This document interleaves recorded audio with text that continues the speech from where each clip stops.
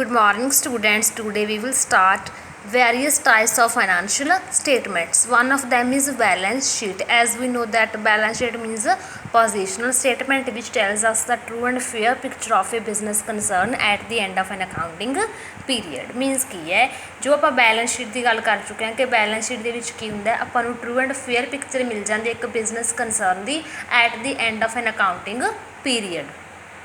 Next type is income statement. Income statement or profit and loss account.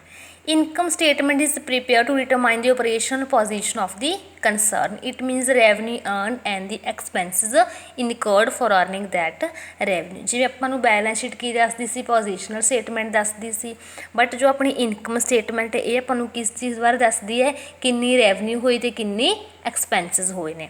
Then next third type is statement of changes in owners equity or retained earnings.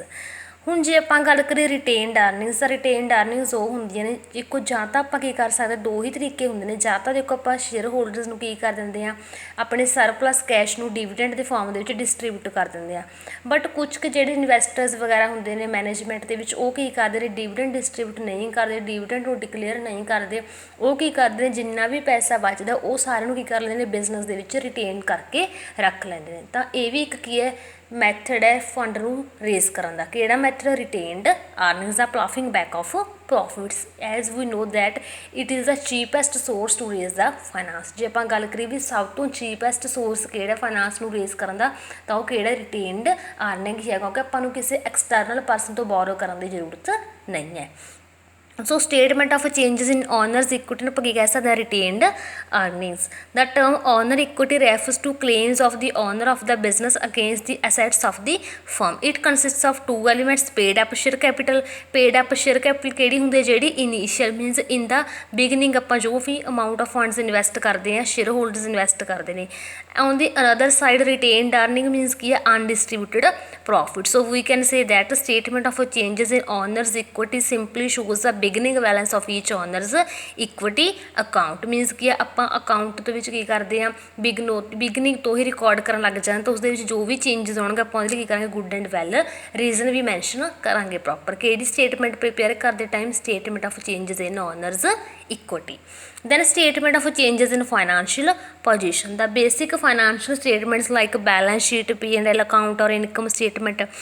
These all reveal the net effect of the various transactions on the operational and financial position of the company. ਹੁਣ balance sheet ਕਿ ਇੱਕ static view ਦਿੰਦੀ ਹੈ ਆਪਾਂ ਨੂੰ static means ਕਿ after the time period same ਕੌਣ ਦਿੰਦੇ ਆਪਾਂ ਨੂੰ profit and loss account but there are many transactions that do not operate through profit and loss account. So for better understanding another statement called statement of changes in financial position. Statement of changes in financial position ਦਾ meaning ਕੀ ਹੈ ਵੀ balance sheet prepare ਕਰਨ ਤੋਂ ਬਾਅਦ ਤੇ profit and loss account prepare ਕਰਨ ਤੋਂ ਬਾਅਦ ਜੋ ਵੀ ਚੇਂਜਸ ਆਏ ਨੇ ਆਪਾਂ ਨੂੰ ਕਿੱਥੇ ਮੈਂਸ਼ਨ ਕਰ ਸਕਦੇ ਹਾਂ ਇੱਕ ਅਨਦਰ ਫਾਈਨੈਂਸ਼ੀਅਲ ਸਟੇਟਮੈਂਟ ਪ੍ਰੀਪੇਅਰ ਕੀਤੀ ਜਾਂਦੀ ਹੈ statement of changes in financial position. ਇਹ ਦੋ ਤਰ੍ਹਾਂ ਦੇ ਹੁੰਦੇ ਨੇ statement of changes in financial position cash flow statement and fund flow statement. If we talk about fund flow statement then it measures source and application of only funds not cash, while on the other side cash flow statement includes cash transactions only.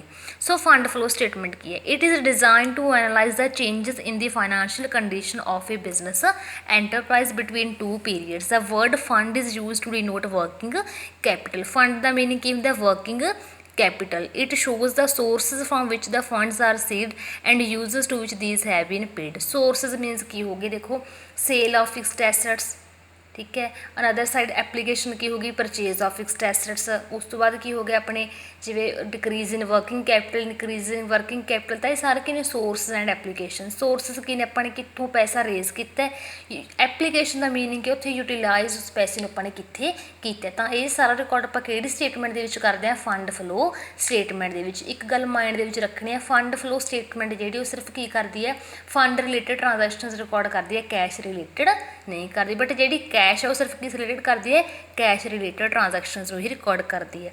ਜੇ ਆਪਾਂ ਨੂੰ ਪੁੱਛੇ cash flow statement ਤਾਂ cash flow statement ਕਿਹੜੇ accounting standard according ਬਣਦੀ ਹੈ accounting standard 3.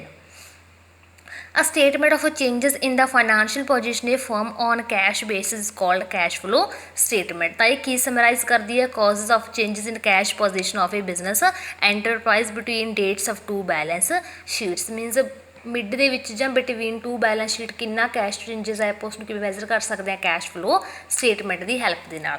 Next topic is contents of balance sheet. Contents ਦਾ meaning ਕੀ ਆਈਟਮਸ ਆਉਂਦੀਆਂ ਨੇ ਬੈਲੈਂਸ ਸ਼ੀਟ ਦੇ ਵਿੱਚ?